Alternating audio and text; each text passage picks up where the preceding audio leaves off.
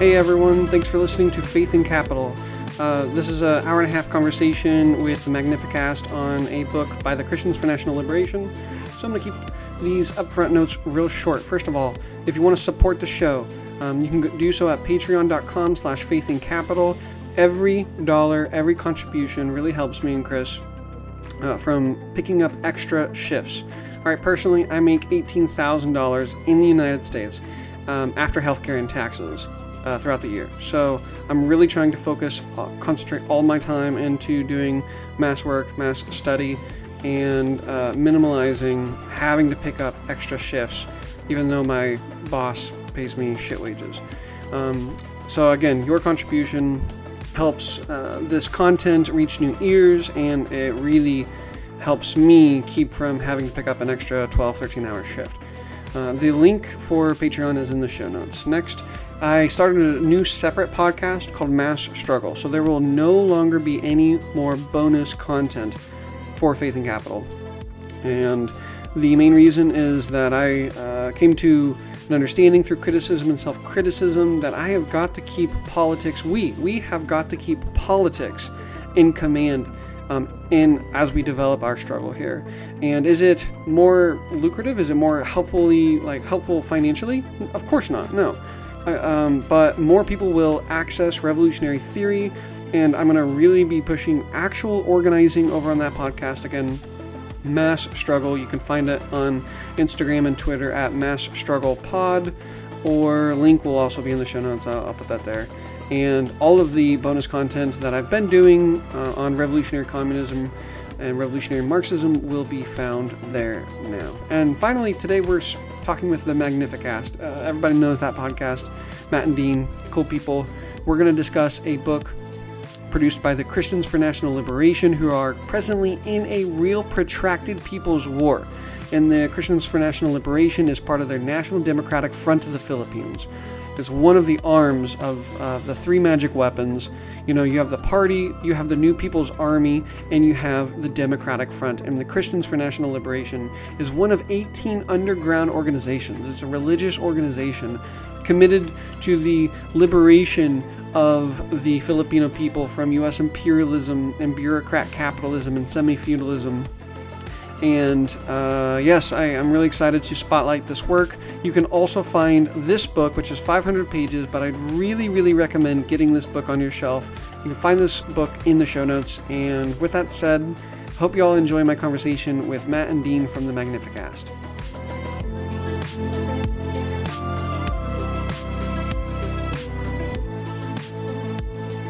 Hey everyone, I'm with Matt and Dean from Magnificast podcast.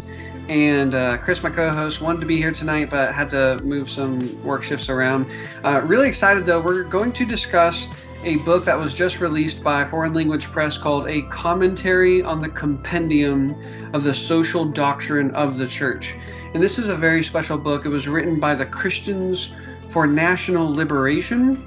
And this is a organization. It's one of 18 underground organizations in the National Democratic Front of the Philippines, which is one of a three-part wing in a revolution that's happening in the Philippines right now against U.S. imperialism, against their fascist puppet states, and the landlord and comprador bourgeoisie there. So this is a really fascinating book. Again, these are Christians.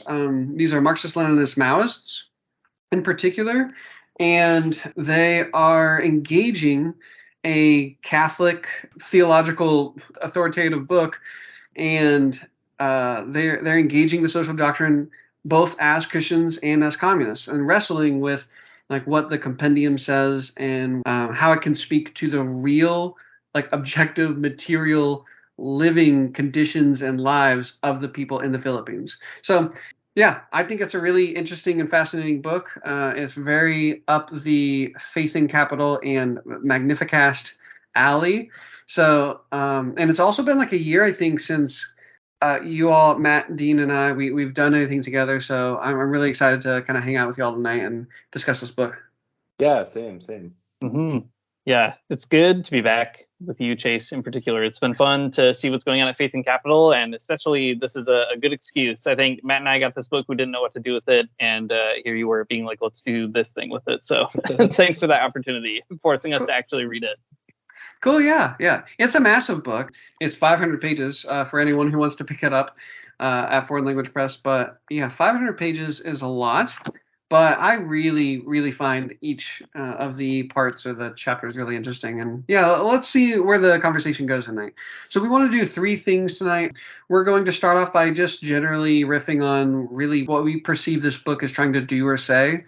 Then the bulk of the conversation is Matt, Dean, and I, we all took specific or like particular chapters, and we're just going to kind of lay out what the chapters seems to be saying to us, and maybe we'll riff back and forth with one another on some of those points being made. And then in the end, we'll wrap up on asking like, well, what do we kind of do with this kind of book? So I'm all about just diving in. Unless you all have any. All right, cool. No, I'm ready to dive in. This is a giant, big book. Sweet. So, Matt or Dean, why don't you all start us off? What do you think this book was really trying to do or say? So I think that this book is really fascinating because I don't think anything really exists like it. I mean, not in the United States, at least, for sure. It's such an interesting thing. A revolutionary organization that is, particularly addressing the social teachings of Christianity is a really, outside the ordinary thing. You're right to say that it's special because it definitely is that. It is, at least from my perspective, it's not like an academic book, right? Like it's not like a scholarly work on theology. And I'm not trying to say that to like downplay its like merit or whatever at all. But I guess what I'm trying to say is it's written out of the context of a social movement, and I think it's written for organizing that social movement further. It's not a book for universities necessarily.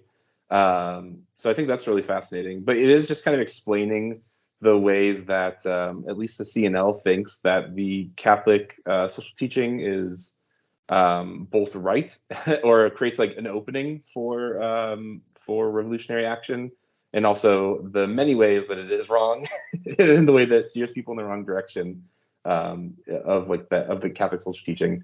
The other cool thing I want to say about this book is that it is from Foreign Language Press and it is giant, but they do send you a really cool bookmark of Ho Chi Minh, and I think that was really great. Yeah. I think they stuff like 4 or 5 in my book. Yeah. Yeah, I think it's really fascinating to think through that question too. What sort of, I don't know, what is the book for, or what does it come out of? What is it doing? And it's something we'll have to talk through, I think, to try to discover. It's such a bizarre kind of text in the most interesting way, like bizarre in the way that you're like, I want to figure out what's going on here. Matt and I were talking a little bit about it just this week, and I keep trying to sort out like who would be the person who would pick up this book, read it, and then think to themselves, I'm convinced, like I'm ready to go, ready to join. Like what's the kind of imagined audience? And what I mean by that is it's a really very careful dialogue with a document called the Compendium of the Social Doctrine of the Church, which for people who don't know, that is a document that was put together in the early 2000s at the request of Pope John Paul II. So Catholic social teaching is a really kind of bizarre, like wide-ranging collection of stuff, like cobbled together from papal writings and other writings, basically originating in the 1800s. And Pope John Paul II was like, we got all these encyclicals floating around. Let's just get it all in one spot. We can kind of provide some summaries on this or that point. And that's the Compendium, and also extremely long book full of the Catholic Church's official ideas about everything from what does it think solidarity is to what does it think the relationship between labor and capital is. And so it's a book that if you're like a theology nerd, you have to deal with it. Or if you're a person working in the Catholic Church or a Catholic social movement, you have to kind of use it and engage it and so on, because that's all part of it. That's the orders from the top in the church. So to see this revolutionary movement decide to engage that kind of text in an intentional way is so interesting. So, I guess I can't imagine a lot of, for example, like the toiling masses of the Philippines are probably not reading the Compendium of the Social Doctrine of the Church. But you have to imagine a handful of seminarians probably are, right? Or maybe some bishops or religious sisters and brothers and so on. So anyway, I think I'm still trying to sort out who it's for or what it's doing, but I can't help but be just very fascinated by it. I've never seen, like Matt was saying, anything like it. A revolutionary movement really going, passage by passage sometimes in the compendium to try to sort out what's usable in this revolutionary moment and where does it think the compendium, falls short of what they need in the Philippines. Yeah, and I mean, I grew up evangelical. I've never read a split of the compendium. I've only read just a few cyclicals, but I felt like it was a very accessible read for someone who has never read any of the social doctrine of the Catholic Church. And yeah, I guess, I mean, what do you all think? To me, I think anyone who's in seminary, especially, but anyone who's like vaguely interested in both religious studies, Christianity in particular, perhaps, and politics, political struggle. I think this would be a really interesting and inviting text because, again, yeah, as you all said, it's not like questioning the nature of God. It's not asking like, well, is the Bible this or that? It's diving into more political questions around the compendium says this about God and people. Therefore, what does this politically mean, right? What are the implications for relations between labor and capital? What do we mean by the common good? And what should we do? Is private property, does it have a space in a place in the kingdom of God, right? Who are the real terrorists? What do we mean by imperialism? All that stuff. So for me, I'm thinking like anyone in seminary, any pastor, minister, chaplain out there, or maybe you're not in those formal institutions and you're just generally interested in perhaps like communism, Marxism stuff, and in religion and Christianity. I think this would be a cool book to dive in. You'll learn about both Christian stuff and you'll learn about, say, imperialism and how the U.S. has related to the masses across the world. What do you think? Totally. I mean, if you're a person in the United States and you're you're interested in the extremely niche interest that we have on our podcast, this one's for you for sure. I mean, you can read it, you get the cool Ho Chi Minh bookmark, and you're gonna have a great time. That's true. Yeah. We're not trending. I don't think we will be anytime soon. Yeah. But I mean, for sure. I mean, I think there's something interesting in the book. It's definitely a super fascinating phenomenon, definitely for religious studies. I mean, for people who are interested in the ways that politics and religion work together or don't work together, however that disjunction looks for you in your brain, this is a cool book that works it out in a really particular way. I think is even different than the way the other Christian Marxist dialogues have worked it out. So, like as a product of a movement, as like an artifact of a real revolutionary movement, I think there's something really fascinating in here for people to really consider. Dean said it is about the Catholic social teaching, which is like a really niche sort of thing, and maybe if you're Catholic, you would figure you might find it hard to figure out like why you should care, and maybe that's a good question. But I think that there are some things that this book kind of goes through that are they are Catholic social teaching specific, but I think that they kind of pan out in Christianity in different kinds of ways. Like, so I'm going to talk about in a little bit here the section about the contradiction between capital and labor, and it really emphasizes the ways that the Catholic Church kind of preaches a type of class harmony, and that's true. I mean, within Catholic social teaching, that is exactly what they do. And the CNL in this book, the Christians for National Liberation, they talk about all the reasons why that's really complicated, and the way that the church does it is maybe not the best way. That being said, though, I think that like other types of Christianity kind of inherit some of these assumptions about social teaching, even if they're not explicitly doing it or whatever. I mean, I think that you would be hard pressed to find a mainline Christian denomination, a Protestant denomination, that is like not falling back in some ways on like the harmony between classes or something like that. So it is about Catholicism specifically, but I think that there's some broad conversations that intervenes within Christianity that are pretty interesting. Yeah, I agree, and I think it's true. I said there's kind of a handful of maybe like religious specialists who would find the book especially interesting, but I don't mean to say that there wouldn't be anything of value for kind of an average reader. And I think that's important too. The book is obviously, written with the intention of trying to really lay out not only those kinds of issues within the Christian tradition, but even laying out the situation of the Philippines as the revolutionary movement sees it, right? So trying to contextualize the history of imperialism in that country, trying to contextualize at least its reading of the history of socialism, a controversial reading to be sure, but nevertheless, you'll get it in there. So it's trying to make those things accessible in such a way that is, like you don't need to have a seminary education in order to like understand, I don't know, why Ferdinand Marcos was a bad guy, and I think that's important. Though on the other end too, I'm thinking, that's maybe my perspective about being a person in the United States picking up this book. It's sort of like an interesting curiosity. But I mean, I can definitely see how, were I a person in the Philippines who the religion in the Philippines, in case listeners don't know, is predominantly Catholic. It's like 83% Catholic, I think. So, I mean, if you were in the Philippines and you were a Catholic person, I think this book could actually be probably a pretty powerful organizing tool. If you're really invested in the Catholic social teaching, or if you're really invested in your church community, and you're an activist with CNL or whatever, and you're trying to organize people, I think this book kind of gives you a lot of resources to have deep conversations with people and agitate them in a fun way. Yeah, absolutely.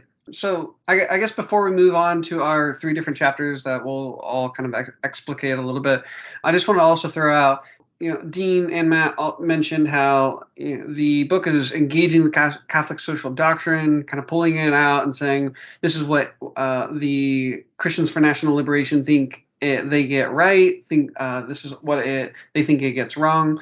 There's also this general repetitive emphasis on how Christians and communists can complement one another in their political commitments for liberation and the pursuit of peace. That's a main theme throughout every single chapter. There's also a repeated emphasis on imperialism, and specifically U.S. imperialism being the primary cause of and determining factor for the exploitation and oppression of the billions of toiling people across the world today. And that's, I think, a really basic contradiction that the book is trying to, lay some heavy emphasis on. And then finally, I also think like the reader would definitely want to walk away convinced to support the National Democratic Revolution, and specifically the National Democratic Front of the Philippines, which is basically the Democratic Front is one of a 3-part kind of puzzle. We call them like the magic weapons in a protracted people's war, and these are Marxist-Leninist Maoists waging this. And so yeah, I think that part of the whole book is to gain support and to promote the National Democratic Revolution of the Filipinos against U.S. imperialism and the fascist puppet states there, the comprador bourgeoisie and the landlords. Chase, this is a question I thought about asking you. So Dean and I don't know, we're not Maoists. we don't know the language, we don't know the rhetoric, and I think some of it is, this book is sort of latent with it. As someone who is, I think, more well-versed in like the Maoist like political philosophy, when you were reading this book, like, was there anything interesting that you picked up on that was maybe like different than other sort of like Maoist stuff, or I don't know, how'd that work out for you? Like, was this like an enlightening political education that kind of took things in a different direction, or do you think this is just like the natural extension of like Maoist political philosophy? That's a cool question, and then I want to flip it and turn it towards you after I respond. I would say that unfortunately a lot of Maoists in the imperial core presently are very dogmatic, and so a lot of the work that's being produced is completely stripped of the context and the situation of our given places. And so I think this is a really, really refreshing book where you're going to read this, you're going to learn about Marxism, Leninism, Maoism, but it's not going to, it's not like a Maoist study group. I think there's a place, obviously, for Maoist study groups, but But this is a book that I think is very accessible, and it's written in the language of, I think anyone across the world really, could read this and find this somewhat accessible. It's not like a founding document of the Communist Party of the Philippines. So I just found this to be very inviting and open, and I think this is the kind of content that revolutionary communists should be producing. Basically, laying out the principles, the goals, the values of our struggles for national liberation, for proletarian democracy, and to crush imperialism and colonialism and patriarchy, and to transition to a stateless class society, all this stuff. But to do it in a way that engages the language and the values and the needs of the people. I think that's really cool about this book. So yeah, I guess to turn it back towards you. So yeah, these people are Maoists. So how did that read go for you all? Was it interesting? Was it kind of alienating for you all? What was your experience of the book?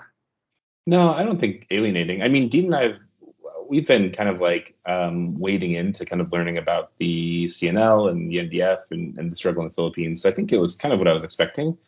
I mean, I don't know, maybe we have ideological differences or whatever, but I think that it's a really interesting work, and I'm not like opposed to it, obviously, obviously in solidarity with the NDF, with the CNO. I think those are cool things and like great. I don't know, the thing that always stuck out to me in the book as particularly Maoist was like a handful of like phrases and types of like acronyms I wasn't familiar with. Like the PDO is a phrase that comes up, poor and dispossessed people.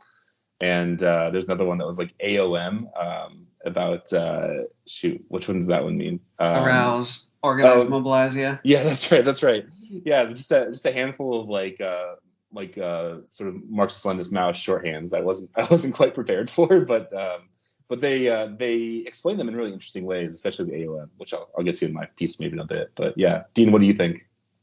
Yeah, I felt the same way. I mean, it's always interesting to try to enter into the struggle in a different context. You were just saying, Chase, it's important to contextualize things, to understand the context of things. And as Matt mentioned, we've been trying to learn a little bit more about the CNL for, several years, I guess, in the podcast, just kind of here and there. And that has been really interesting. But to have this kind of window into the way that it's narrating its own history, narrating its own theology, its own philosophy is, I think, really unique. And so in that respect, it was really exciting to read and thrilling to kind of be welcomed into that perspective and kind of see what are the gifts that are made possible by participating in something like the NDF. I do think, whatever, like if you're not a Maoist, you are probably going to have some significant problems. I have significant problems, I guess. I can be forthright about it in the way that they narrate the history of socialism. Whatever. I'm a dirty revisionist, I guess, and that's fine. But that's sort of secondary, I think, to the real meat of the text, which is not the inside baseball of sectarian fights on the left, but like the excitement of these are Christian people really trying to look around at the movement that is making a difference in their community, and they're trying to then engage with that movement, think with it, think through it, and that's incredible to see. There were even some parts that I found a bit surprising, like you mentioned, Chase, they are constantly making the case that communists and Christians have a lot of overlap. But they also make the case that like they don't necessarily have to overlap exactly. Like there can be some kind of important differences between them.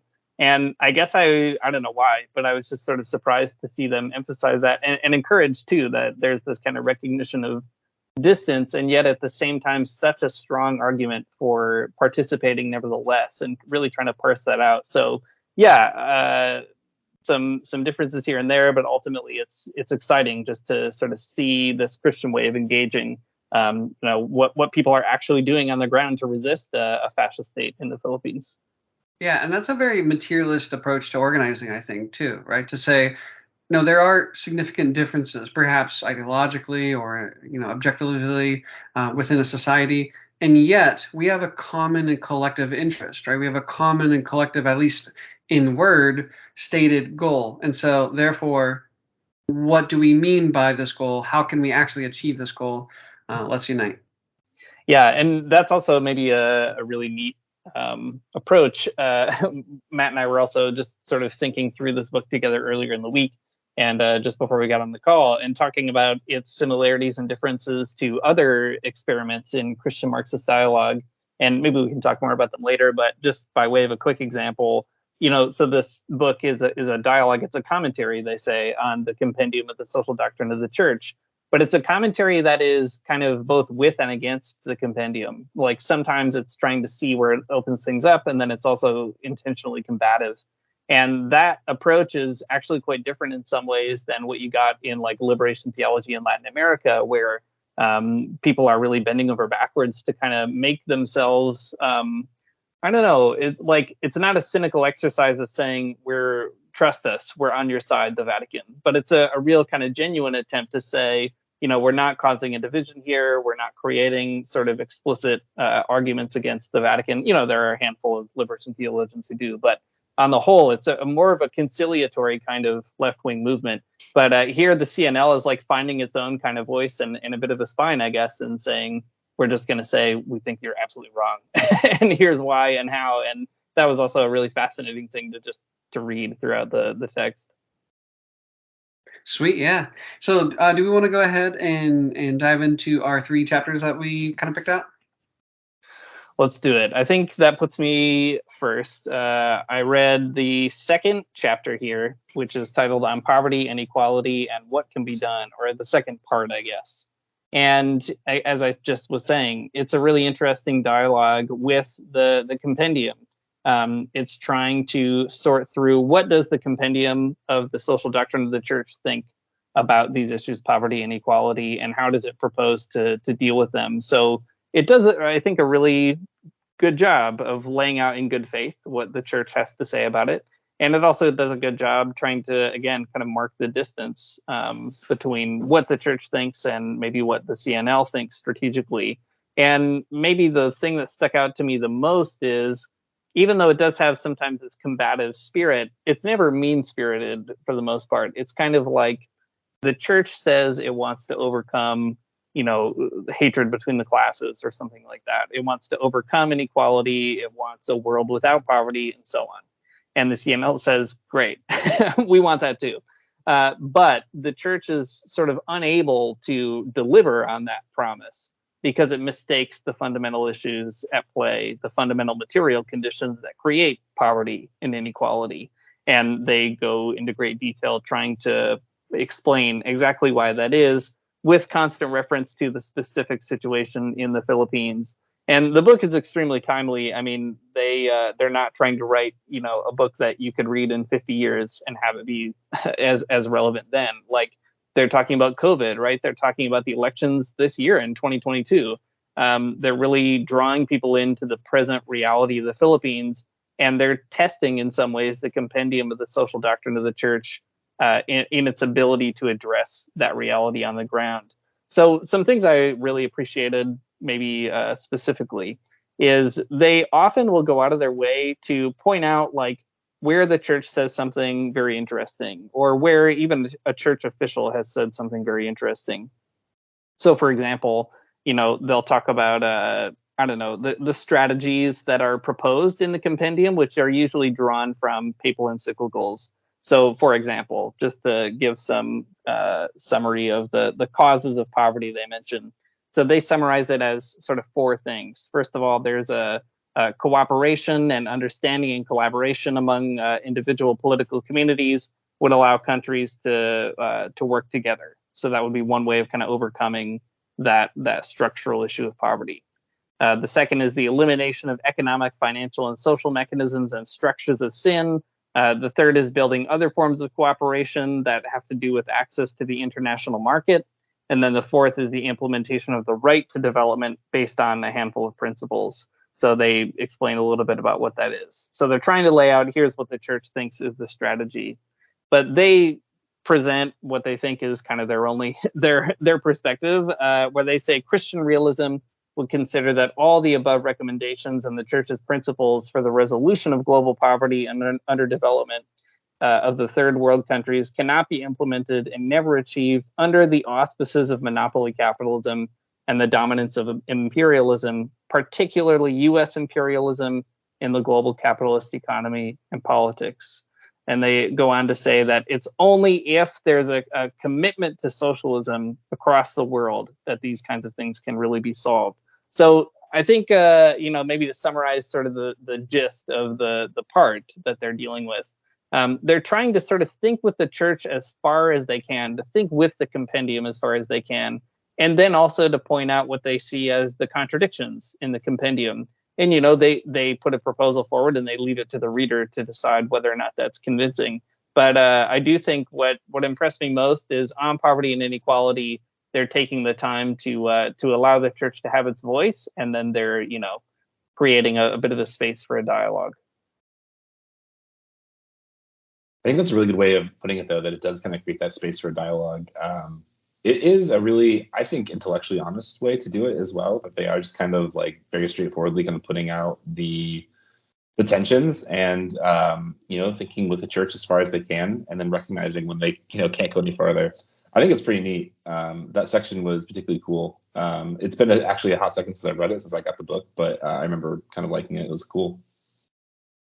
Yeah, and this section also seemed to highlight the necessity of just mass participation and mass struggle, which I think is not always the go-to kind of means of addressing the issues that are at hand, especially global poverty. When, for example, some people kind of jump to NGO kind of creating of some kind of technology or charity or something, but I think the analysis of the problem, but also the unique understanding of what has to be done, who can actually address the issues, is really important. They're talking about fighting fascism. They're talking about fighting imperialism. If you want to address global poverty, you have to crush fascism and imperialism. And the only people that can do it is not a few revolutionaries for the CNL, according to the CNL, right? The only people that can actually end global poverty are the masses themselves. And that is something that really kind of stuck out to me in this section. Yeah, totally. I think that particular philosophy about the masses too, I think it comes through in the NDF's organization. I mean, I'm not an expert on the NDF or Filipino politics, so I hope I'm not like misspeaking. But the NDF, like you said at the top of the show, Chase, is like this big organization of all of these other organizations, right? It's a front that's representing all of these different sort of like segments of the struggle. And I mean, it's a mass movement in that way, right? It's like it's engaging all of these different people, whether or not they are like completely in line with sort of like the ideology of of the NDF or not. It's all there, sort of like engaging all the segments at once. And I think that that kind of rings true for the way that the CNL talks about the masses as well in terms of poverty. Yeah, and one thing that I find really fascinating in that too is it's trying to sort of, I guess, make the church deliver on its promise of investing in participation and citizenship. Like it will say the church really wants this, and it's true. In the compendium, if you read it all over the place, it says that its vision for the world is a participatory one, a democratic vision. That's right there in what the Vatican is saying. But what the CNL is saying is, well, what would that really mean? What would it really mean to create a participatory movement? In the Philippines, it means for them the NDF, right? That's the participatory structure that they've kind of bound themselves to. And I think what's really fascinating too about the NDF is there is that kind of room for creative tensions. One thing Matt and I had read a while back when we were talking about the CNL on the Magnificast was this narration from Jose Maria Sison, a founder of the Communist Party of the Philippines, where he kind of talks about like the process of learning in the Communist Party with the Christians in that country, because he says, there was like some initial dogmatic atheism and it got in the way of organizing. And over time, both the communists and Christians sort of matured and understood that they could work together without kind of, having the same metaphysics or agreeing on every single point here and there. And I think that's a real strength of these kinds of mass participatory movements, is a recognition that as long as you have kind of as long as you know who your enemy is, right? Imperialism and fascism, you can kind of, leave the rest for another day. You can like talk about that over beer, but that's a different kind of conversation than, how to get rid of like a person who is literally, killing people in the streets to try to maintain a terror regime. Yeah, that's a great point. And to me, it doesn't seem like a vague like movementism, right? It's not like a general left against a general right, but both Christians and communists, they have political commitments. And so the question is, where do our political commitments align? Where do we cross paths and where can we unite? Rather than saying, listen, we're all just like in it together and we have no differences. We have there is no distinction. There is no contradiction between us. Nor is it saying, oh, you know what, there's a contradiction and therefore it's an antagonistic. All contradictions are antagonistic and therefore we can't work together. But I think that like that analysis of whether a contradiction or distinction or tension, is antagonistic or non-antagonistic, and properly handling that and uniting and organizing people who may be coming with, different ideologies and even different like ideas about how to get where. It's really important. Yeah, that's a good point. It's a good point to bring that up. There, a real like lifting from the bottom kind of vibe to the whole thing and being participatory.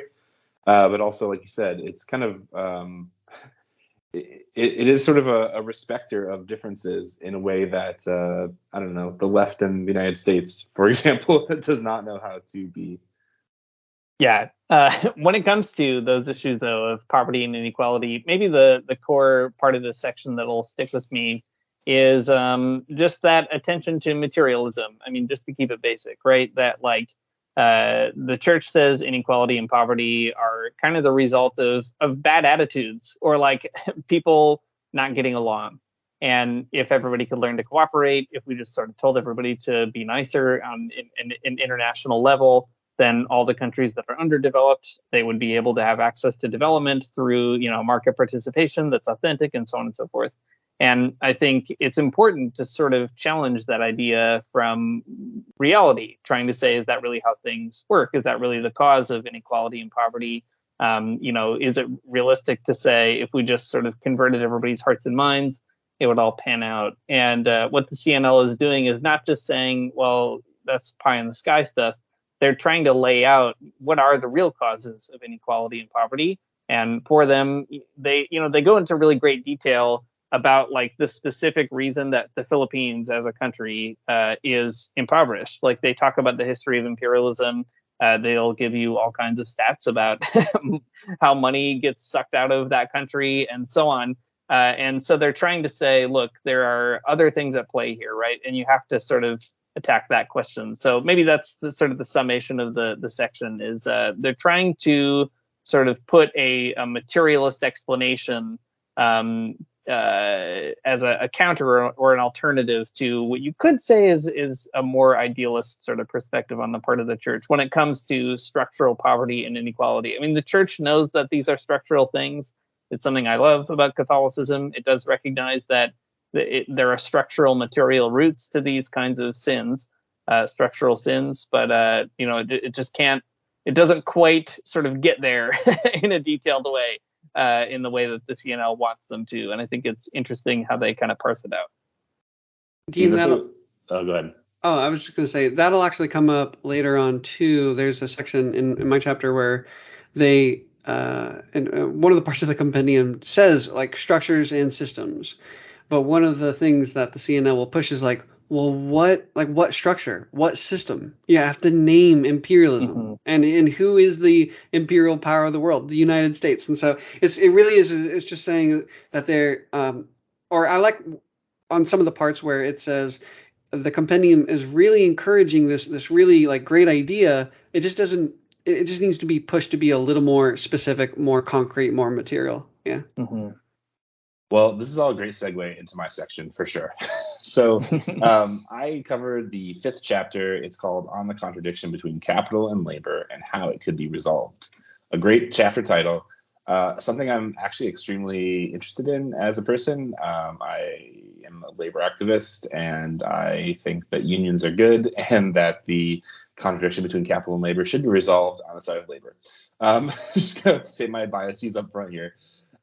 This chapter is really fascinating. I think it's really interesting. I think it's picking up a lot of what Dean is saying, but in sort of a different register, on a different topic, or along the lines of like recognizing that what the compendium of social teaching is kind of giving is like good in its aspirations, but it falls short in terms of like, how would you actually get to those things or something.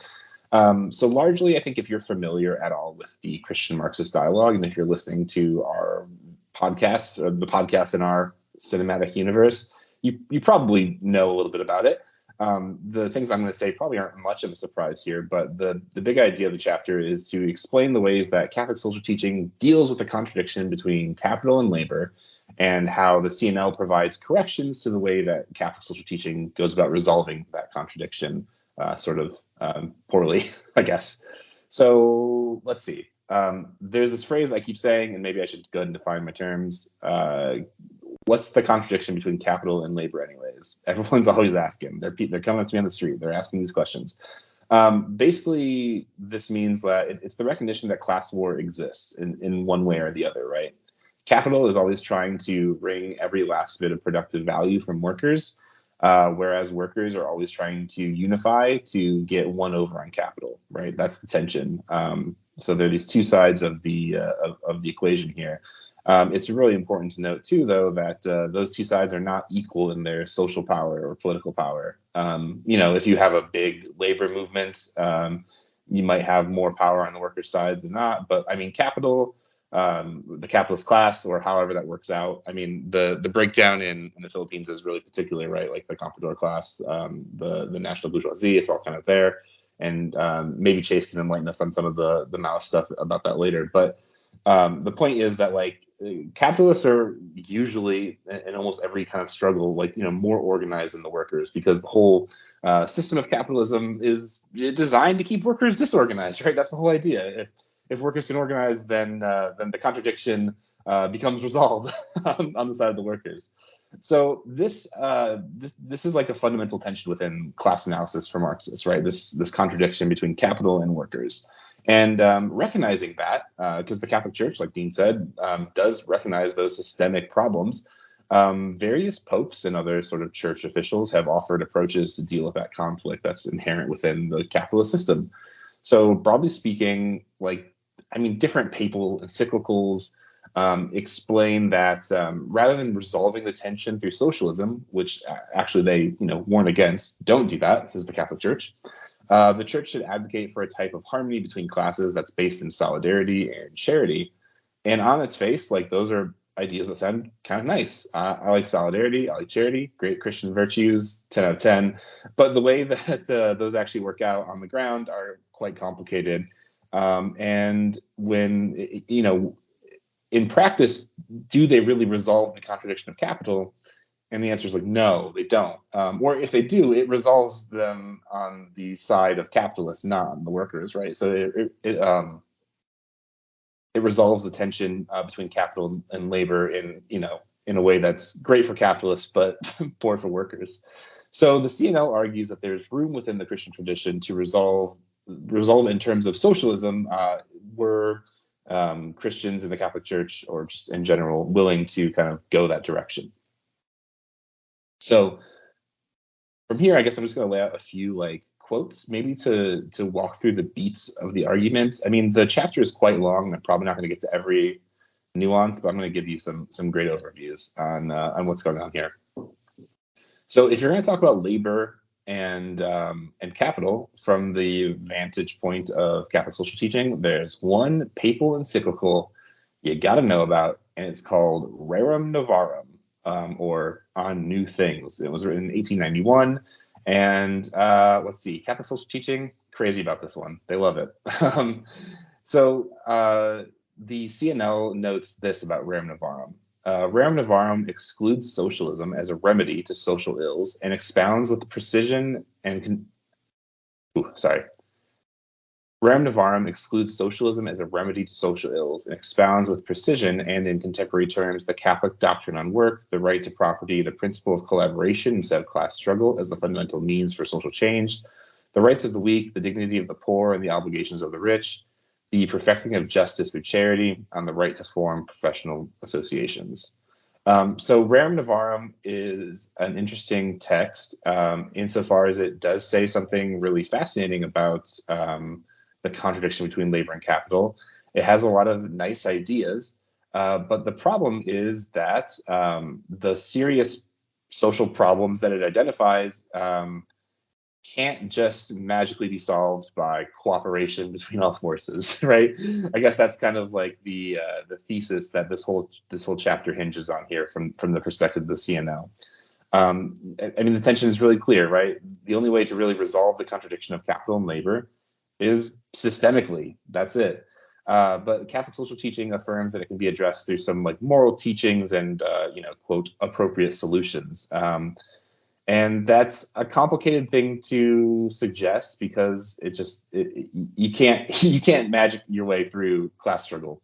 The appropriate solutions that are offered in the encyclical are basically inadequate to resolve the conflict here of class struggle, right? The CNL writes in this chapter that due to the nature of capitalism, this conflict is insurmountable because it's I'm sorry, hang on, I misread this part. The CNL writes that the appropriate solutions that the encyclical offers are inadequate to resolve the conflict between capital and labor due to the nature of capitalism, which is exploitative and oppressive, wherein the capitalists get super profits from the labor power of the toiling masses and the industrial, manufacturing, commercial, and financial firms, which are solely owned privately by the few capitalists who compete with one another for more profits in the free market economy. And that's that's good. That's what's at the bottom of it, right? So it's cool to think that workers should have dignity. It's great that Rerum Novarum cites the idea of rights for the weak, and that there's an obligation of the rich to do justice, to be charitable, to treat workers right. Those are all great ideas. But at the end of the day, if you can't find a way to make capitalists do those things, they're not going to, because capitalism is a type of system that forms you to be a person who doesn't want to do those things, right? You desire growth. What it means to succeed is to exploit people. And since the Catholic Church can't make people stop, if they could, I guess it'd be great, but they can't. Then the CNL finds the whole thing kind of suspect. And I don't know, I think that they're right for thinking that. So from that perspective, the CNL says that the church needs to figure this out, right? Their solution is different than theirs, obviously. But they write this. The CNL, therefore, is calling the church to liberate themselves from the anti-people ideology of imperialism and get rid of their bias for monopoly capitalism. In human history, religion has been and is still being used by exploiters and oppressors as a spiritual cloak to maintain and strengthen the exploitative and oppressive system of slavery, feudalism, and capitalism. So I think that there's a way that the CNL can kind of speak into the situation and in ways that maybe other socialists, couldn't, right? Since they're religious people themselves, since they're church people themselves, they can kind of recognize the spaces where the church might be, be used as sort of a bludgeon by the capitalist class to hammer out these tensions, these struggles. So the CNL suggests that the church instead of kind of opting for class harmony, that they should practice the essential virtue of solidarity in order to combat, in a spirit of justice and charity, those structures of sin which generate and perpetuate poverty, underdevelopment, and degradation. So if the Catholic Church is really invested in the ideas of solidarity and the ideas of justice and charity, then it has to kind of go to the roots of the problem and rip those roots up, rather than hoping that the vines grow together in a more pleasing way or something. Dang, there's so much more I can say, but maybe I'll stop there. What do you all think about this stuff so far? Yeah, this is a cool chapter. It's kind of like my 3 years of faith in capital, just like written like so much better.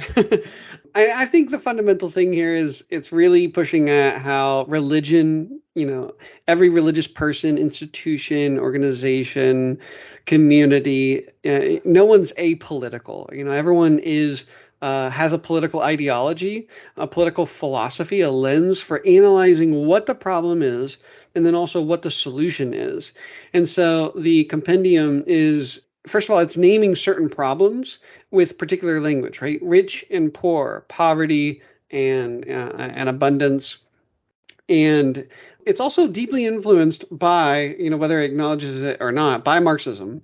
Marxism has had incredible influence at the end of the 19th century through the early 20th as well, on the analysis of what capitalism is and what it isn't.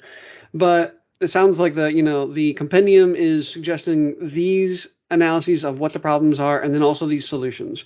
Perhaps we can just persuade the capitalists to be nicer to the workers, or we should convert the souls of workers to, I don't know, join together and be in solidarity together or something like that. But Marxism is coming from a materialist analysis, and it's suggesting a different analysis, a different understanding as to what the problems are, why those problems exist, and then what has to happen to address those problems.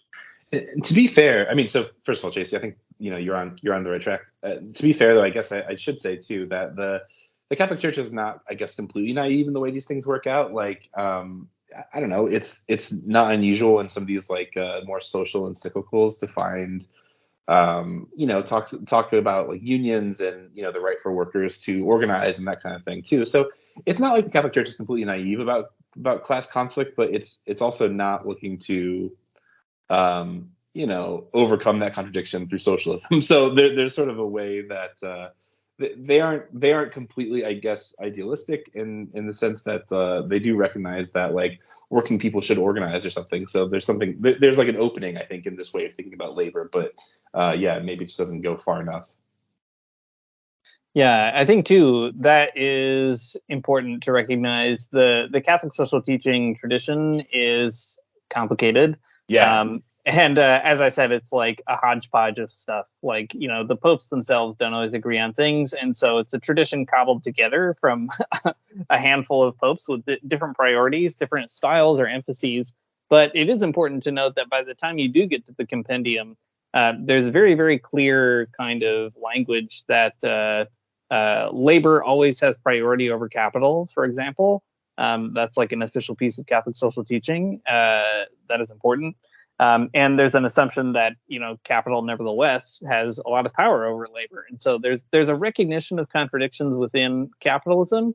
But as you said, Matt, because the solution isn't socialism, there's this kind of fundamental sidestepping of the question of production. And one thing I've always admired about liberation theology is it tries to say the church is kind of gesturing toward this kind of idea, and why don't we just push it over, right? Why don't we just say it's socialism? That's what we're talking about, right? And you see a similar thing too here in this text with the CNL.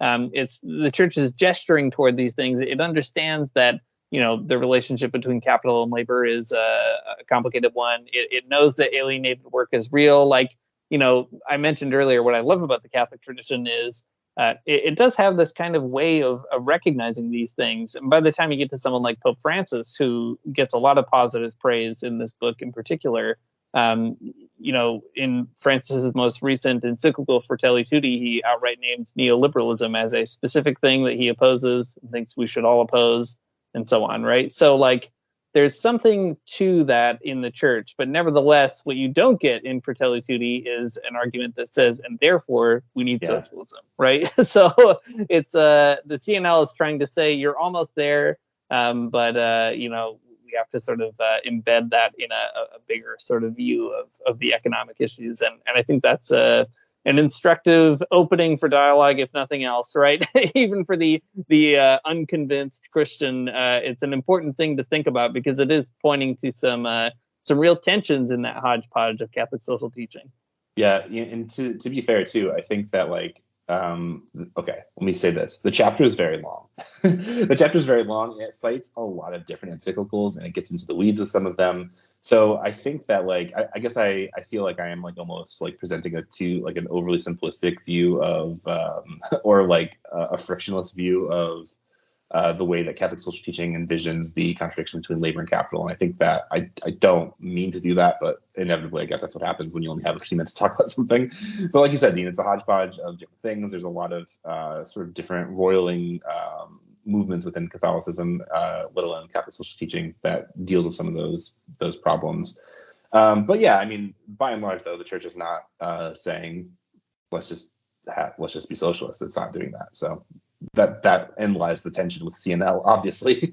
There's a lot of other things I would love to talk about with this chapter that I think are really fascinating, and maybe we'll get to them later, or maybe we won't at all, and you'll always have to wonder what I was thinking. But overall, I think that the CNL makes a pretty compelling case that Catholic social teaching lacks a type of analytical framework that does push things over the edge, that does actually address things at their root rather than kind of playing out the sort of class harmony approach. In the end of the chapter, like the vibe that you get is that the CNL is arguing that within Catholic social teaching, there's like an opening for more radical types of analysis and social action. There's there's the impulse is there. There are positive aspirations, but they need, and it opens you up to maybe thinking about those larger structural questions that socialist analysis that gets you. But to end the chapter out, the CNL says that Christians need to figure out, like really explicitly, which side they're on, and they cite the labor song and everything, and it's great. Love a good labor song. Which side are you on is a good question for Christians when it comes to these types of contradictions. And I mean, this is not just a question of Catholic social teaching. This is a question for every church on the planet. Which side are you on, for sure, right? And on that note, it does offer some like revolutionary jumping off points for Christians who want to orient themselves in that struggle. And it just kind of like notes a few different things for Christians to consider, I think, as they are grappling with the question of labor and capital. So it just gives a few, but they're kind of interesting. So the chapter does actually go to some lengths to talk about liberation theology in its Latin American iterations. And what that might mean for Christians is sort of like an operative framework for thinking about labor and staying with the struggle rather than sidestepping it or something. But then there's these two other, I think, pretty novel ways of thinking about Christianity in the world that I really am kind of excited about. So one of them is a Christianity that is focused around social action, but also what they call Eucharistic reenactment. And I like that phrase. It's not one I've actually heard before, so kind of cool. But basically, it's like, how do you reframe your whole idea of worship, and even in the idea of like Eucharist, how do you reframe that to practice the things that Jesus practices and to kind of like get into the struggle with the people, right? And anyways, I like that idea of extending worship out into the world in a really material way, right? Eucharistic reenactment. Get excited about it. The other one that they talk about is more social action, and to explain this part though, they actually go to the Gospels and they frame Jesus with it. They don't frame Jesus. That's the wrong word. That's somebody else that does that. But they say that Jesus in his ministry is doing something that's just like political organizing. Going back to one of the acronyms I mentioned earlier to Chase. Jesus is somebody in his gospel who's doing the work of arousing, of organizing, and mobilizing. I think that's a really interesting connection to make, right? So if the idea is to pick up, Eucharistic reenactment to get people into the struggle, and then to recognize that like what it was that Jesus was doing was getting people woke or whatever, it's kind of a cool turn. Well, excellent. Yeah, we're running pretty far on time here, so I will hit my chapter quickly, and we can wrap it up after that. But my chapter was on terrorism, war, violence, and worldwide peace, and there were just a few points that I wanted to point out. The first point was that the CNL says that the papacy condemns terrorism, But the CNL believes we should reasonably read this as addressed to the imperialist powers, specifically the United States, and their fascist puppet states who promote terrorism and enact anti-terrorism laws. So a part of this section is all about, the world is very concerned about terrorism these days, right? We had a whole war on terrorism that is just endless. But the CNL is saying, no, who are the real terrorists? Well, terrorism is is something that's actually structural. It's not just about these individuals or these small, tiny little groups. It's actually wielded by imperialists. And so the number one terrorist in the world, the CNL says, it is the United States of America. And it has been so ever since it seized global imperialist power following World War II. So that's a really big basic point. And just to read a little bit here, to quote, what then is the correct answer to the question on the causes of terrorism, which the Compendium and the papal encyclicals intend to remove in order to promote friendship among the peoples? The main causes of terrorism are the imperialists and their puppet states that are, in fact, the worst terrorists in the world today. Thus, to remove the causes of terrorists is for the Christian churches in all exploited and oppressed peoples to struggle against the imperialists, primarily the U.S. imperialists and their puppet states. Through the use of state power, the terrorism of the imperialists and their anti-terrorism laws preserve and aggravate the monopoly capitalists' system of exploitation, oppression, and plunder in the world, especially in the third world countries in Asia, Africa, and Latin America, end quote. I was on page 3, 12 through 13. And so part of that section also was, as it had named, the anti-terrorism laws. These anti-terrorism laws that are being passed in the Philippines, but in countries all across the world, are really being funded and backed by the United States, the number one terrorist of the world. And what it does is it targets basically anyone who is struggling for democracy, especially struggling for socialism, or nations that are struggling for national independence. And so terrorism is now this catchphrase, this word that's used to kind of rally up in the mass support within imperial cores to, or even like within semi-colonial nations, like to turn against themselves, basically. If you call someone a terrorist, you've legitimized the actual terrorism from the either fascist puppet state or the imperial power. Another point was that the CNL wanted to talk about how imperialist wars are unjust wars. And in that these imperialist wars are wielded basically to solve these crises that we're having right now across the world right now. There's a crisis of imperialism, of monopoly capitalism, and so imperialist powers wage wars to divide and redivide the world. And then to, again, divide and redivide the world, and to basically endlessly combat each other while also trying to combat socialist societies that attempt to end imperialism. And there's a long section on basically the U.S. using, first of all, like producing, the first producer and then the only user of weapons of mass destruction. And then how it's used the whole hysteria around other, smaller countries who supposedly have these weapons of mass destruction to invade. And the primary thing has been like oil. The U.S. has a monopoly of oil across the world. And so Iran, Venezuela, Colombia, Indonesia, the Philippines, Angola, Nigeria, Congo, Gabon, Cameroon, the Equatorial Guinea, Saudi Arabia, and the Emirates. There's just like endless story of the U.S. invading and using their imperial power to seize their oil or undermine their struggles for national liberation, depending on the situation there. And there was an interesting section here on page 348, I thought. Let me see here.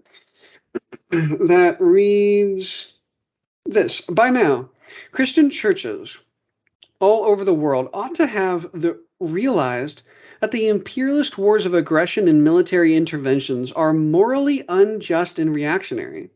These exacerbate the monopoly capitalist oppression and exploitation against the weaker countries in the third world and against the billions of the toiling masses of workers and peasants in both the developed and underdeveloped nations of the world.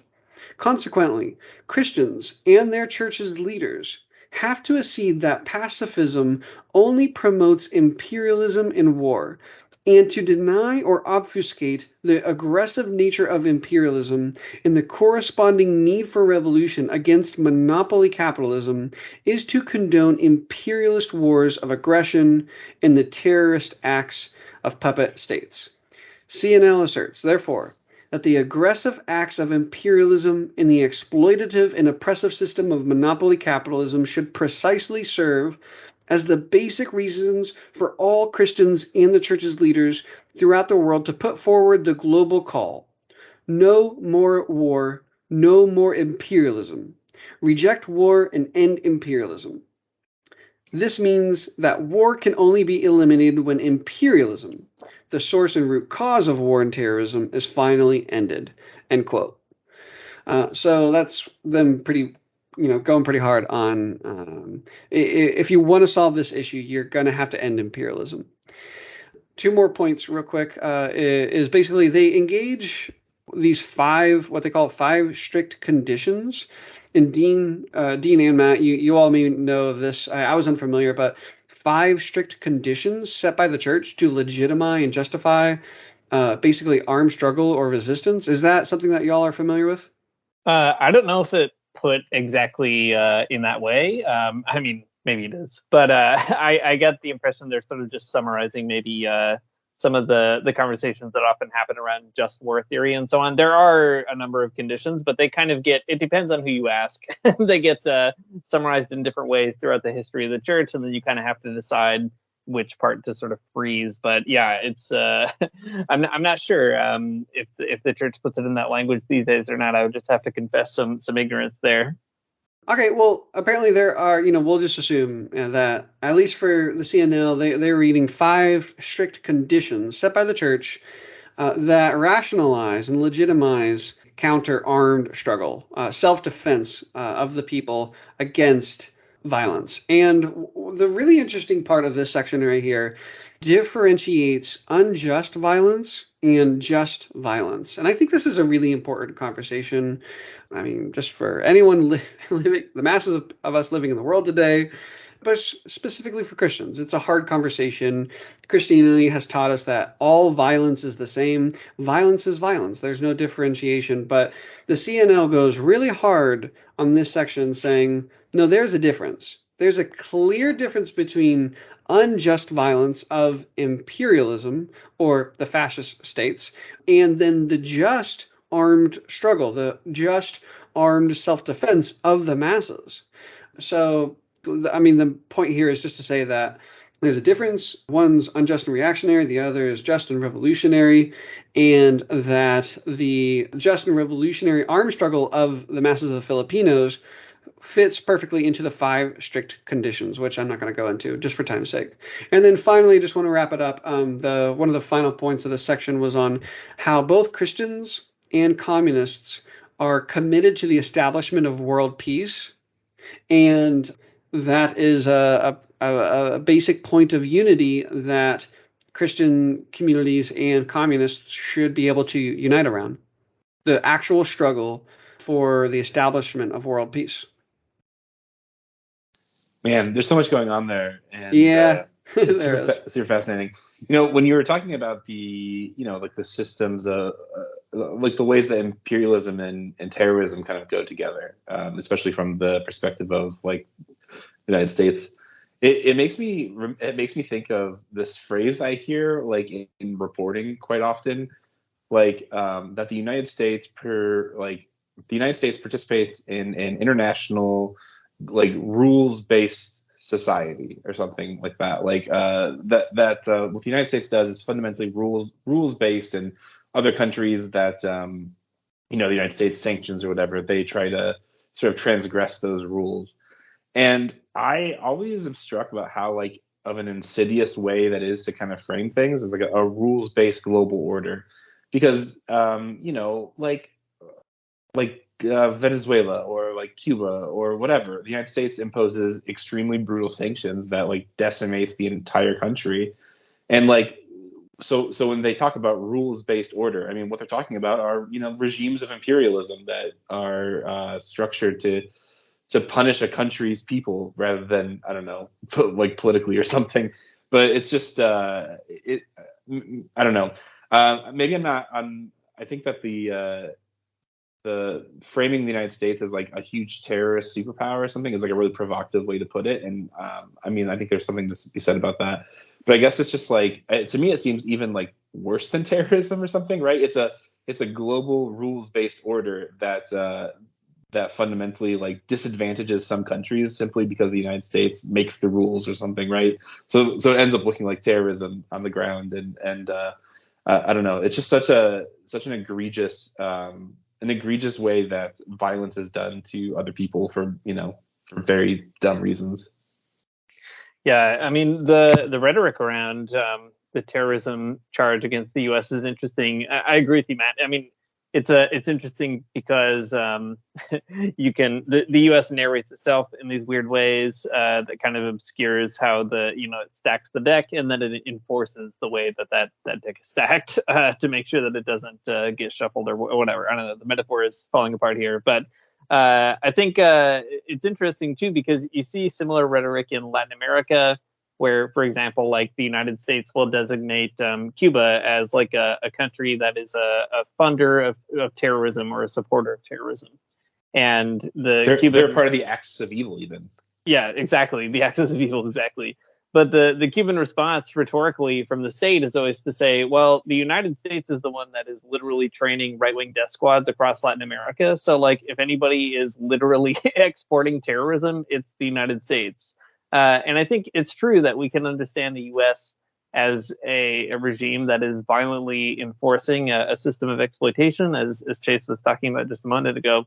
But then also, even to draw in, like, it's true that it's a bit of a metaphor, but also it is kind of literally true. Yeah, The U.S. does actually have whole networks of literal terrorists that exist, like, to kill people like Saint Oscar Romero, right? That's why that they train them. So it might seem like a rhetorical reach, but it does also kind of, get at like things that are worth kind of expressing in that way, even though terrorism is like a really loaded term for lots of reasons post 9/11, but it's worth kind of exploring that way. Yeah, I do think they're trying to redefine terrorism from how like the mainstream discourse is, because perhaps even mainstream discourse of terrorism obviously serves a particular role in the world, right? It serves the imperialists rather than undermine imperialist and colonial like reality in the world. So I think one of the main things that they're really trying to say is like terrorism is not just when an individual or three takes a plane and flies it into a building. That might be a form of terrorism, but that's just such a small level and isolated, micro level of terrorism. When structural terrorism, where you have a structure of mass death, and you have the threat of these nuclear warheads that you can either send underwater or send up in space, and that structural power of terror and terrorism, which includes, of course, the torturing and the kidnapping and the disappearing and the death squads, all that stuff. But I think they're really trying to say terrorism isn't just like what the United States says is terrorism, right? I think that's part of it. And to the other point where there are, small terrorist groups out there. The U.S. literally trained Osama bin Laden in Iraq, sent them into Iran because we wanted to destabilize Iran, and we really contributed to the Iraq-Iran war. And then Osama bin Laden was like, well, hold on, fuck the U.S., right? U.S. imperialism is one of the main reasons for our suffering here in Iraq. And so then they send, they hijack 2 planes, they send them into some towers, they kill 3,000 people. Then we, or I guess I would say the, George W. Bush, who critiquing Putin, this bad. Everyone saw that clip where he was like, what did he say? He was like, one man had the audacity to send people into Iraq. I meant Ukraine, right? So this guy had the audacity to when they killed 3,000 civilians of ours, we went and killed 1.5 million Iraqis in the first U.S.-UK war, and another 650,000 civilians in the second war against Iraq. So I mean, that's a single nation. Part of this chapter was just to really lay out what a massive terror the United States is in the world. Yeah, I think that makes a lot of sense. There's a French philosopher who I like to think about and read a lot named Jean Baudrillard, who has a lot to say about terrorism. He wrote a whole book called The Spirit of Terrorism.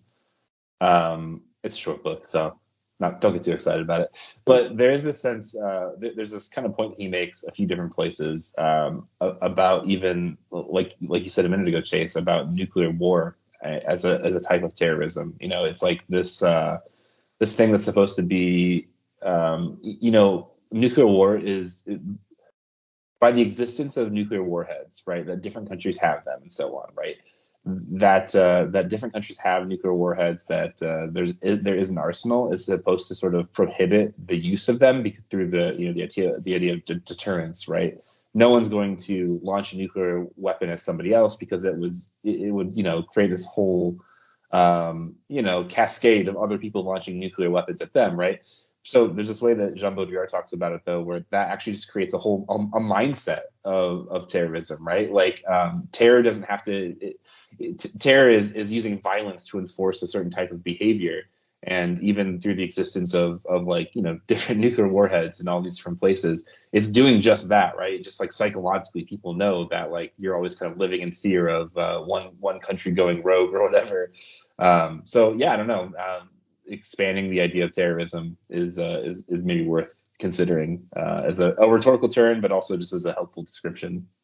Yeah, and that term of deterrence too. Whether we're talking about the United States with who has there's 10 countries, but we have the monopoly on the nuclear warheads basically across the world, or we're talking about internally within the U.S. Deterrence. We were raised to think that certain laws that punish certain crimes are all about deterring civilians, particularly black people or working people or Latinos or indigenous people, to not commit certain crimes, right? But it's not about deterring.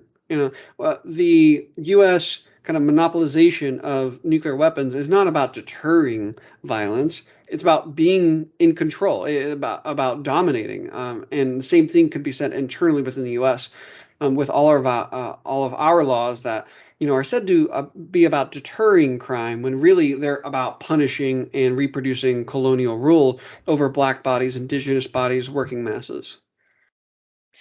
Yeah, I think that's right. And I think that maybe leads into what I appreciated most about the summary you were sharing, Chase, just with respect to the common ground of peace, that if you want peace, you have to overcome imperialism. You have to overcome those kind of colonial structures, because that's where the reproduction of violence comes, even in the name of stopping violence, right? Like there's no way out of the violence cycle in an imperialist global order.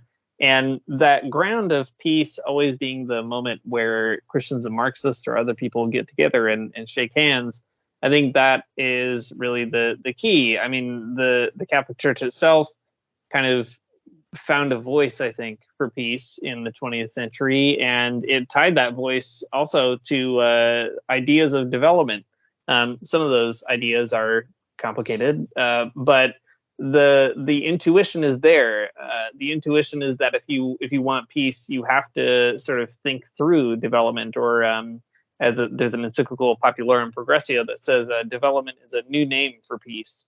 And there's something about that is, again, just sort of like the CNL is saying, here's a great intuition by the church, right? That the only way to achieve peace is to create a different structure, a socioeconomic structure even. But what constitutes development? What's a non-exploitative way of doing development? That's the kind of thing that the church can't square, and I think, or hasn't yet, I guess, maybe is a better way of putting it. And that is really promising. I think peace is always the ground on which people who disagree should come together. That's kind of the point of it. And I think when it comes to talking about creating those even movements that have to have challenging conversations around things like, what's a way forward? What are different strategies and tactics people might be open to? Peace is always the one kind of binding thing. If you're all kind of going toward peace in an authentic way, that's going to really inform the kinds of decisions that you make. Yeah, I think that is a great transition to kind of like wrapping up the conversation, Dean, about really what do we do with this? Because you're right, that is a cool section of that chapter where they're talking about both the Christian and the communist commitment to pursuing and actually historically realizing peace amongst the world. And of course, there are very different political ideologies that suggest and argue for different means of achieving that real peace, or even imagining what that peace actually looks like. But for the three of us, and Matt, if you would, maybe you want to start us off. Like, what do you think we do with this text that we just kind of riffed on for the last hour? Yeah, well, I think this is maybe a meta point about the text and like what it might mean for us. But I think that there's a lot of things to learn from it for sure. Like getting into the weeds of it, I think there's a lot of interesting things to like engage with and to learn from the analysis. I think that's all true for sure. So there's that for sure. The other thing, though, I think that's really fascinating about the book is that it is like something that Dean and I talk about a lot on Magnificast is that the ways that leftist Christian movements or movements where Christians are like engaged with socialist struggle like explicitly, like they give you a kind of permission to be a different type of Christian in the world. And I think that is maybe my biggest takeaway from this book, right? That there are Christians who are authentically and legitimately engaged in like revolutionary struggle, in a struggle for socialism, in this like long drawn out situation. And I think that like that alone is really fascinating and really important for Christians in the imperial core in the United States and the West and so on. Because I don't know, I think like looking around the United States, you see Christianity as a reactionary force. I think nearly always, with a few exceptions. But the fact that like a concerted and organized like socialist Christian movement exists in the world, I feel like is always kind of like a promissory note that like it could always exist again. It could always exist in a different place. And maybe that's what I'm kind of taking away from it, is this big picture feeling that the Christianity that we have in the United States is not inevitable, but there are other Christianities possible and desirable. And I don't know, a big picture view, I think, worth saying. I like it, Matt. It's good. Maybe I like it because, as you said, it's a point that we always make, but I think it's a good one. And just sort of maybe continuing on that, the question of what do we do? Being the one Catholic in this conversation, maybe I could talk about it from what to do with it as a Catholic person working in that kind of field. I think for me, what it does is also gives you permission to think critically about the Compendium of the Social Doctrine, which is important. It's an important feature of what it means to be a socially engaged Catholic. And what the CNL is kind of providing is a bit of a model of how to put the church's teaching in dialogue with an ongoing situation, an ongoing revolutionary situation, and seeing, what sticks out, what can be pushed further, what actually is worth praising, what needs to be further investigated. There's this kind of interesting dialogue happening, as we keep saying, with that tradition. And so there's something there that, as a Catholic person, I find really instructive. I think sometimes I found the analysis to be a little bit heavy-handed, or maybe a little putting the kind of like extremely niche reading of history, putting that cart before the horse of really getting down to it. But nevertheless, the spirit of the text is to encourage that dialogue and to take what the church says seriously, to take it seriously enough to be willing to have a critical engagement with it. I think that is what the church itself encourages, even though it doesn't always deliver on that either. So there's something about that permission too that I think is really valuable, to have permission to receive what the church says, metabolize it, and find out which parts you want to digest and which parts maybe you want to spit back out for a minute and be like, send this back to the kitchen. The cook's got to work on this one a little bit longer, right? It's a really interesting way of just sort of creating a space for people, especially oppressed people, to find out whether or not the church's teaching is kind of, pushing them forward or holding them back on this or that point. And it can be both. It sort of doesn't have to be one or the other. Yeah. I guess for me, some of the basic things that stuck out to me was the emphasis on mass struggle and mass participation. I don't know, every single chapter in this book, there's no individualism, there's no heroism as solutions to the fundamental problems of imperialism and to the very real lived experiences and situations and frustrations and kind of exploitation and oppression of the Philippine masses. But also we could expand that to literally any group of exploited and oppressed people in any nation. There is no suggestion that there is some kind of small group of people out there or brilliant geniuses that can solve the problem. The problem is going to be found through the masses being organized and struggling collectively. So, revolutionary organization. And I think that is really important for us to hear in the U.S., especially the part about depending upon the masses. It's not something that we're raised to do. It's not something that we're trained to do, even in seminary or in our church spaces. But for at least the CNL and I would say, myself as well, for Maoism, but I also think this should be fundamental for Christianity as well, is if we want to transform the world, the masses have to transform the world. And then the other main point of this whole kind of what to do with this text is just the necessity of connecting all of our struggles here within the U.S. to the struggle for anti-imperialism. That even if we wanted to, say, struggle for socialism in the United States, and we're going to have to end the settler colonial relation, and there is no future in the world, and there is no future kind of sovereign states here unless we also end imperialism. And even the most kind of direct, like labor union organizing or tenant organizing or community organizing, if we're organizing tenants or people in the sex trade or students at a high school or women on a college campus, right? No matter who we're organizing, our organizing efforts should necessarily be connected to the struggle to crush the contradictions of imperialism across the world. Because none of the working masses, the exploited and oppressed people within the U.S. or Canada or Venezuela or China or, Iran, Pakistan, no one will be free until we resolve both the internal contradictions and the external contradictions, primarily across the world. We have to end monopoly capitalism. Every single summer, our heat index is going to get hotter and hotter, and we're going to feel that brunt. Every year we're going to have more people being slaughtered on the streets by police and white fascists here in the U.S. We're going to have new instances where, today was baby formula. Maybe tomorrow it's air conditioning, right? Who knows how the masses of us will experience our subordination.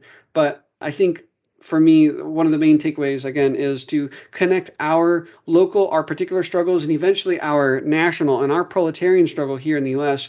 to the struggle to ending imperialism across the world.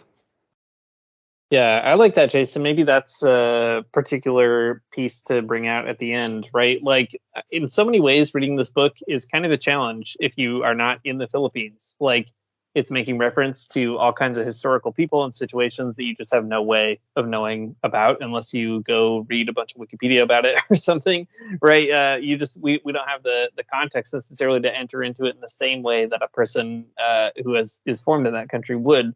But the one thing that does come through, especially if you're reading it from the imperial core, is that people in these countries, in the US or in my case in Canada, have a responsibility as well. Like what's going on here, that comes through in the text quite clearly, that US-led imperialism, of which Canada is a happy partner.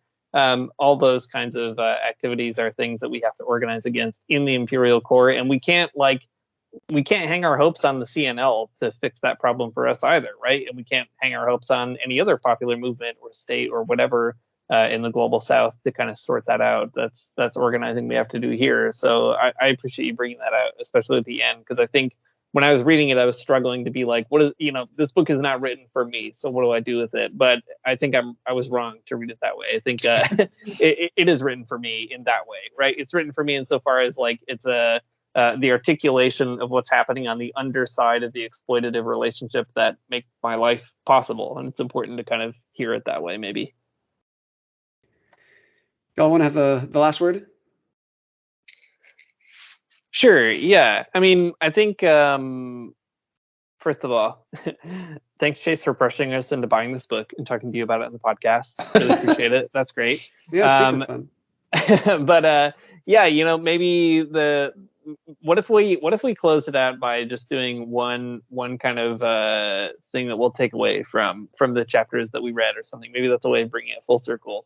I think for me, the bit on poverty and inequality that's going to stick with me is really kind of hammering home that there's a materialist explanation for those things, and we should not accept an idealist explanation of how those phenomena arise in our societies, precisely so that we can do what we were just talking about, right? Really building an actual movement capable of addressing those material problems. Yeah, when it comes to the chapter on capital and labor, I think, I don't know, the biggest sticking point is just that the church has some really nice ideas, some high-minded ideas. And what's cool about what the CNL does is it takes those ideas seriously, right? That it wants to resolve those tensions, that it wants to overcome class conflict. And it says, well, if you want to do that, this is what you have to do, right? You actually have to commit to the social struggle. So I think that's cool, right? That these wild socialist Christians are willing to take the church, really seriously. And there's a type of charity in that, and a type of generosity in that, and a type of authenticity in that is worth learning from, I think. Yeah, and I guess from my chapter, for any Christian who's genuinely interested and committed to realizing world peace, I would say that this chapter really pushes just the necessity of organization, of actually organizing people, organizing the masses into, mass democratic organizations where the people can collectively fight for themselves and for one another. I think that is really basic and fundamental, and we've gotten away from that. We don't have a lot of mass organizing here in the States right now, but I think that should be a priority of getting people into fighting organizations, or even just fighting their individual manager, their boss, their school board, whatever it is. I think those kinds of organized struggles can really develop a deeper solidarity that goes beyond shallow ways of understanding how we're really in relationships. So yeah, so mass organization is pretty fundamental.